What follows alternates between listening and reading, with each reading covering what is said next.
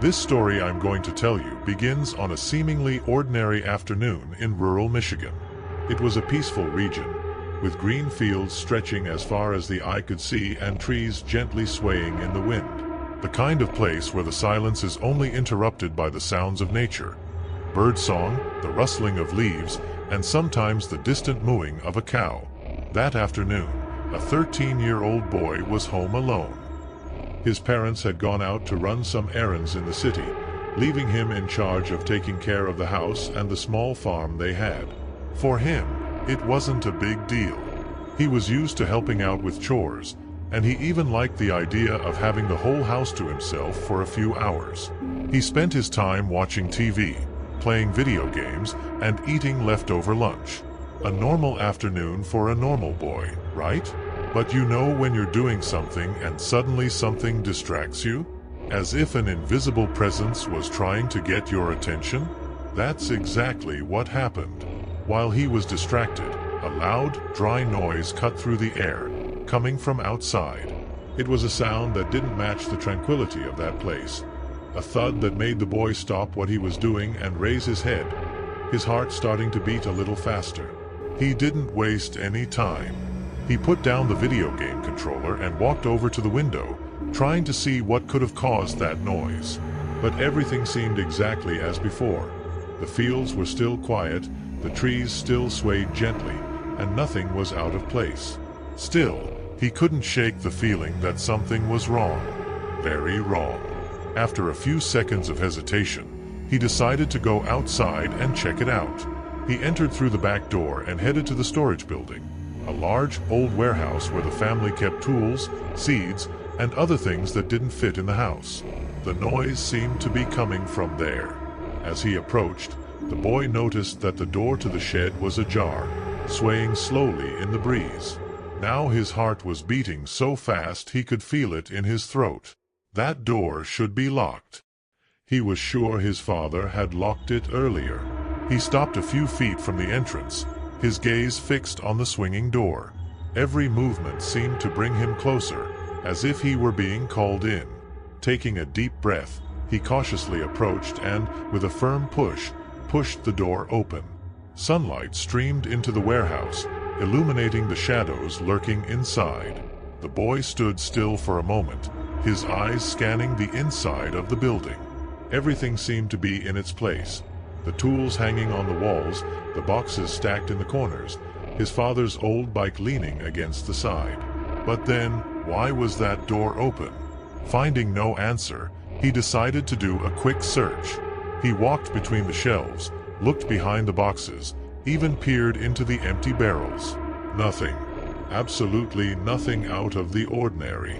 Relieved, he shrugged and began to close the door again. Maybe the wind had been strong enough to blow the latch open. Who knows? Back in the safety of the house, the boy tried to resume what he was doing, but that uneasy feeling wouldn't leave him alone. It was like a part of him knew something was wrong, but he couldn't quite put his finger on it. Time passed and night began to fall. The sky turned orange and red, and the shadows began to lengthen.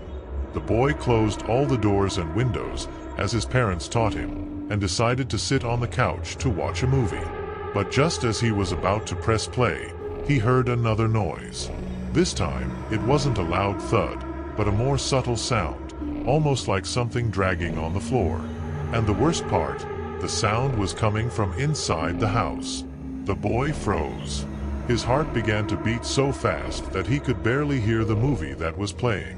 He slowly stood up and began to follow the sound. Step by step, he approached the hallway that led to the bedrooms. The sound was getting louder, getting closer. When he reached his parents' bedroom door, the sound stopped. He grabbed the handle, took a deep breath, and immediately opened the door. But the room was empty. Everything was exactly where it was. So where did the noise come from? Before he could understand what was happening, he felt a presence behind him. Turning slowly, he saw something that chilled him to the bone. There, standing in the hallway, was a strange man. He was tall and thin, with pale skin and dark eyes that seemed to never blink. The man was dressed in simple clothes, But there was something deeply wrong with him, something that made the boy want to scream and run. For a second they stared at each other in silence. The boy felt his heart pounding and his breathing was rapid and ragged. Then, as if by reflex, he turned and ran to the phone, his hands shaking as he dialed 911. The dispatcher's voice was calm, but the boy could barely answer the questions, his eyes always returning to the bedroom door, expecting to see the stranger there. Time seemed to pass until the red and blue police lights finally illuminated the living room window. When the police arrived, the boy ran toward them, pointing inside the house, trying to explain what had happened. But when they entered, there was no sign of the man. Everything was exactly as it had been before, as if he had never been there. The police searched the house and the warehouse, but found nothing out of the ordinary. They told the boy that he had probably imagined it all, that maybe it was just nervousness about being alone. But the boy knew it wasn't imagination. He had seen that man and knew that, somehow, the stranger was still around. That night he locked all the doors and windows again, but it wasn't easy to fall asleep. With every sound, with every whisper of the wind, he woke with a start, expecting to see the intruder again. And even though he never saw the man again, that nagging feeling never went away. He knew something was wrong that night, something he couldn't explain. And since then, he's never truly felt safe again. Because sometimes the greatest terror isn't what you see, but what you feel, that chill that runs down your spine and makes you question whether you're really alone. I hope you liked the story, because the second story is even more chilling. Just don't forget to see if you're already subscribed to the channel so you don't miss any terrifying stories.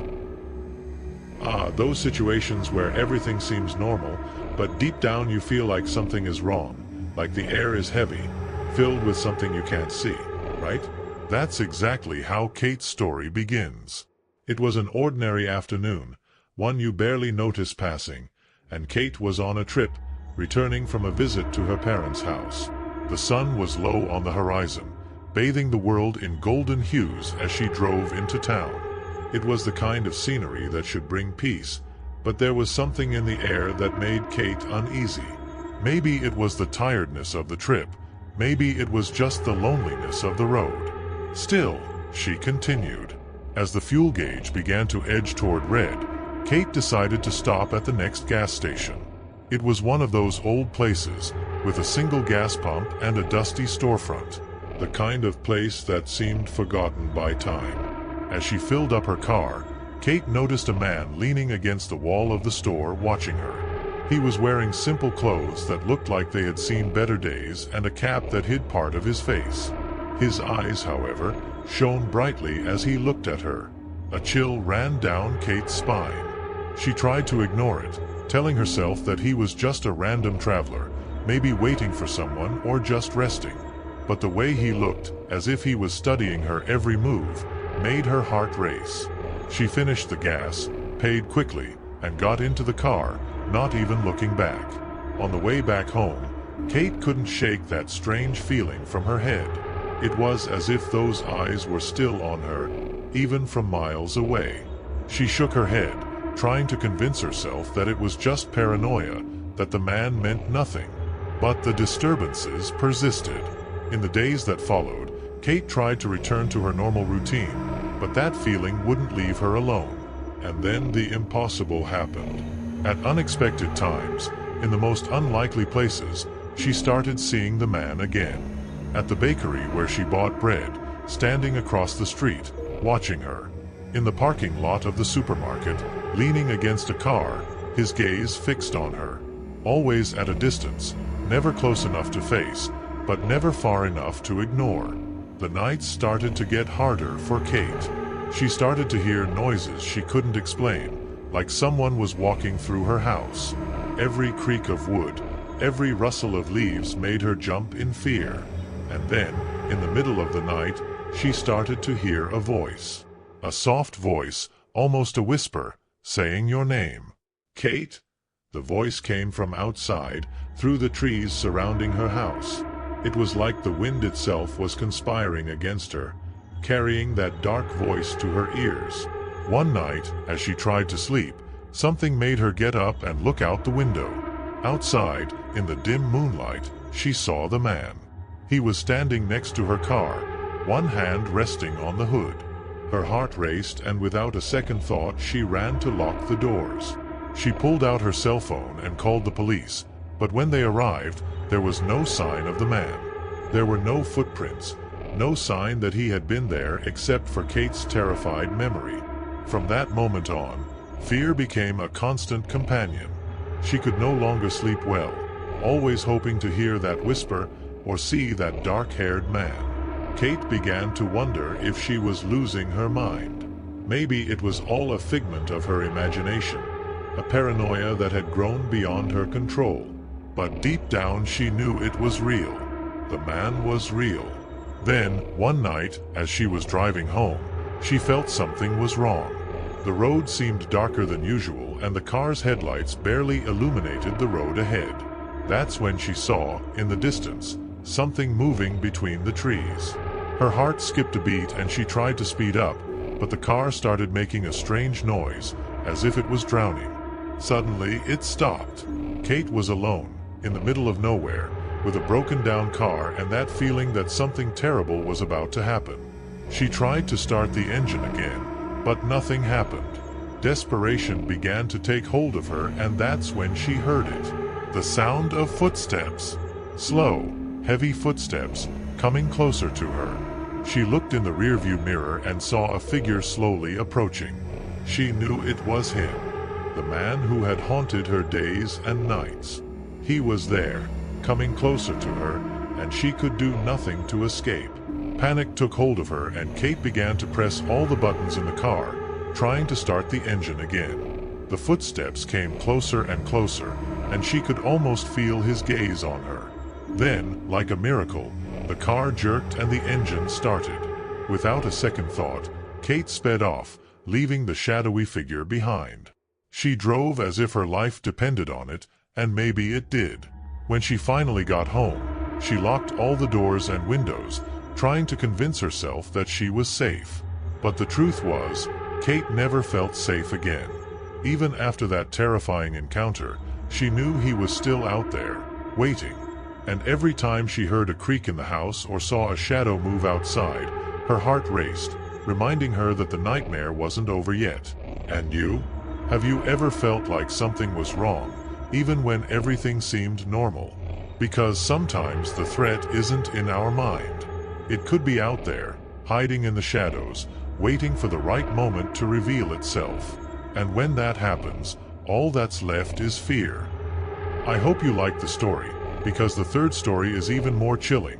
Just don't forget to see if you're already subscribed to the channel so you don't miss any terrifying stories. I hope you liked the story. Ah, that eerie feeling, almost like a cold draft coming through the cracks of a closed window. Have you ever felt this? That feeling that makes you look back, even though you know there's nothing there, but you look anyway, just to make sure. What if I told you that this feeling can sometimes be more than just your imagination? That there might be something or someone that you don't see, but it's there, watching, waiting. Imagine a 15, 16-year-old boy. Let's call him Lucas. It was a quiet afternoon, one of those where the sun seems lazy, stretching across the sky in no hurry to set. Lucas was home alone, enjoying the quiet. His parents had taken a short trip, nothing big, just enough for him to feel that rare freedom of being completely alone. He was playing video games in the living room, when suddenly, the sound of the doorbell interrupted the game. Who could it be, he thought, since normally no one showed up there unannounced. He paused the game and headed for the door, taking his time. After all, whoever it was could wait a little while. When he opened the door, he was met by an older woman with gray hair pulled back into a messy bun. She was wearing a faded dress, and her face... well, there was something about her face that made him feel immediately uncomfortable. Maybe it was the look, which seemed vacant, like she was there, but at the same time, somewhere else. She smiled, but the smile didn't reach her eyes. "Hi, honey," she said hoarsely. "My car broke down around the corner. Can I use your phone to call my son?" It'll just take a minute. Lucas, though young, was no fool. Something about that woman bothered him deeply. He remembered his parents' warnings about not letting strangers into the house. "I'm sorry, ma'am, but I can't let you in. Maybe you can ask for help next door."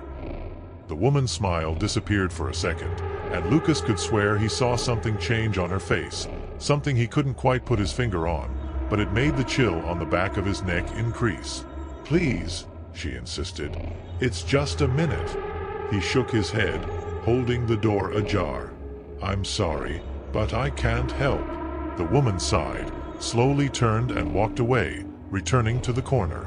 Lucas closed the door, his heart still beating a little faster than normal. He returned to the game but couldn't focus. That woman's face kept coming back to him, that strange, empty look. An hour later, the doorbell rang again.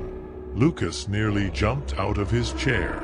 He made his way to the door, but this time he looked through the peephole before opening it.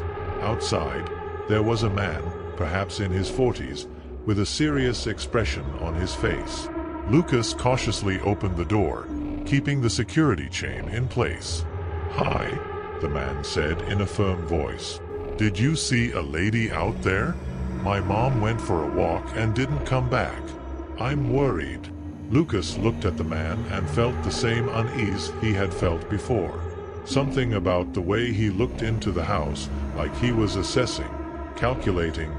He felt a chill run down his spine. "She stopped by here a little while ago," Lucas replied, trying to keep his voice steady. "She said she needed to use the phone, but I told her I couldn't let her in." The man nodded, but there was something in his gaze, an intensity that left Lucas on alert. "I see," he said. "You did the right thing. But are you sure you can't let me in? Just for a minute? I just need to use the phone to call the police." Lucas shook his head, his heart pounding in his chest. "I'm sorry, but I can't do that." The man sighed, a long, heavy sound. "Okay, kid. But if you ever see my mom again, let me know. She might be a little confused." Lucas nodded quickly and closed the door, locking it immediately. He walked away, but couldn't help but look out the living room window. And there she was, the same woman, standing on the sidewalk in front of the house, staring straight at the window. But it wasn't just that. She had something in her hands, something Lucas hadn't noticed before. A knife. A large kitchen knife, and she tapped it gently against the window glass, the metallic sound echoing throughout the room. Each beat made Lucas's heart race even faster. He backed away slowly, never taking his eyes off her. And then, as if sensing her gaze, she smiled again. A smile that made the blood run cold in his veins. It wasn't a smile of joy or sympathy. It was a smile that said, "I know where you are, and I'm coming." Lucas ran to the phone and called the police, trying to keep his voice steady as he explained the situation. They said they'd be there soon, but soon never seemed that far away. He locked himself in his room, feeling his heart hammering in his chest, every sound in the house amplified by fear. He heard the front door slam and footsteps around the house. And then, silence. The wait seemed endless until he finally heard the police sirens outside. When he ventured out of the room, the house was empty.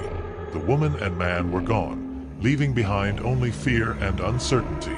The police never found the couple, and Lucas never saw them again. But that feeling of being watched, never left him.